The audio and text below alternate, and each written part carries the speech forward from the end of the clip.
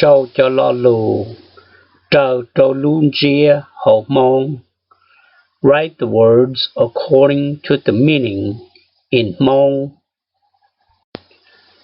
Hậu ca có yếu bỏ óc họ cầu, hậu kế sầu nợ. Hậu xa lâu, dân dùng rùa, do kế sầu mong lì lù, hậu kế rùa, dây, thiệt, cha lì.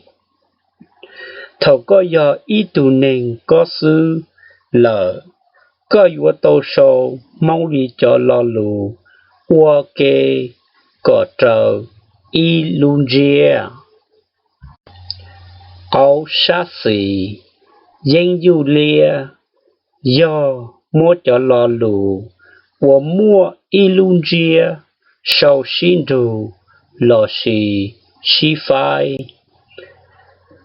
Thâu lý tê lo lù, đỡ cho ó lo lù, lo chừng sĩ ó tù niệm thơ lo tí sĩ thiê và thiết chia xưa tiền mong bỏ cho con đỡ do thở kỹ la lì cho hậu bê mong bỏ có đùa lo xì chỉ có đùa